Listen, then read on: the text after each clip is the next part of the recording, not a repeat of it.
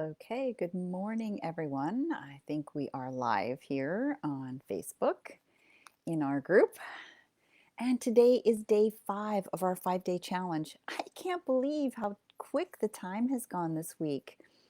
We started off with day 1 and working on some of the food triggers, and I hope that you've discovered some more things about what's triggering your hot flashes in regards to foods.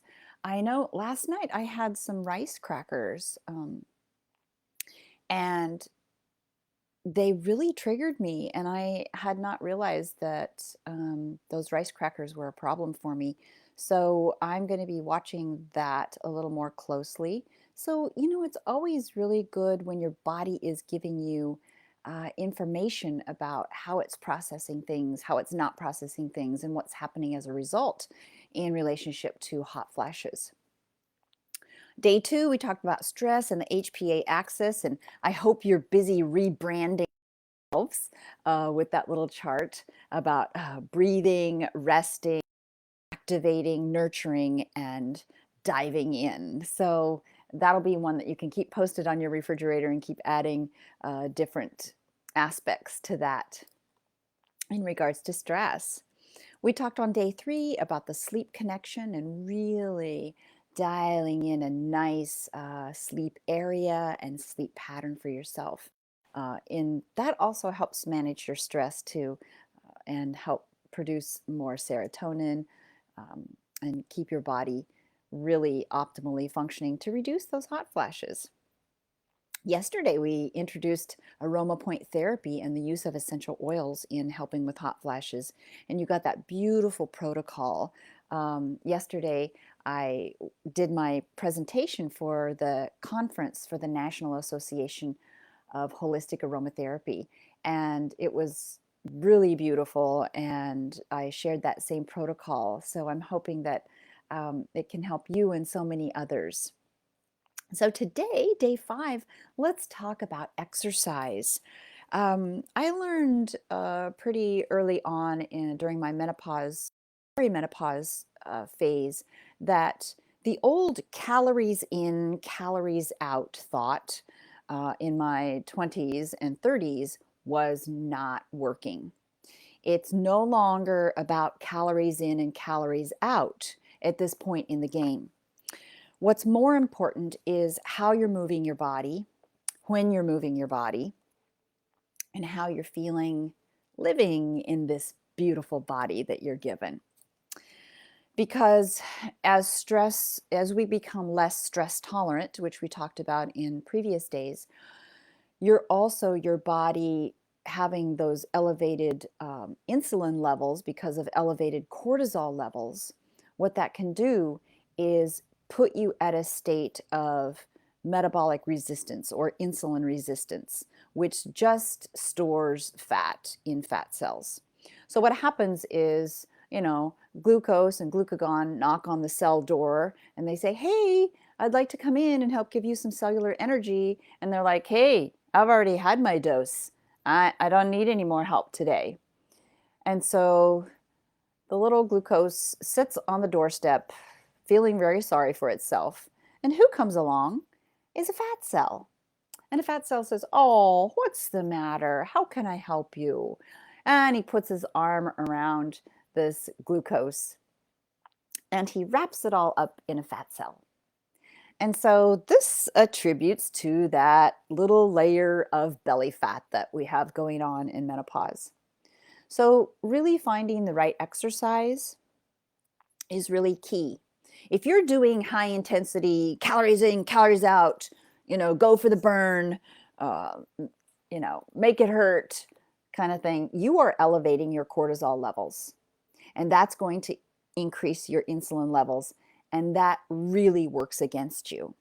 So it's no more, hit the gym, do the P90X, all that kind of stuff. It's more about how can I move my body on a regular basis every single day to get my heart rate up a little bit, but also just move my body, find natural ways to move my body. If you're curious about what your phase of menopause that you're in relationship to what kinds of exercise you can be doing. There's a really good doctor. I think he's a chiropractor, but it's Dr. Jade Teta, Teta, and he does a program called Metabolic Renewal. And there's a really great quiz on his website if you want to take the quiz and find out what metabolic level you are. He really believes in high intensity interval training. We are just doing an exercise for 15 minutes and then you're doing a rest period. And I really like that. When I'm taking my walks, which I take a 30-minute walk every day, mostly twice a day, taking my little dog for a walk. But by doing those walking, I'll do a quick paced walk and then I'll do a nice relaxed walk. And then I'll do some quick paced walk and then do a little relaxed walk. So I'm getting my heart rate up, I'm burning some calories, I'm tracking it on my little Fitbit, and I try and move every hour. They say sitting is the new smoking. So if you're going more than 30 minutes without being up and walking around and moving around, you're becoming sedentary and increasing those probabilities of having weight. Find something that you love to do. Maybe turn on some music. I know Lynn shared this morning in the Facebook page that she loves to walk and she loves to dance.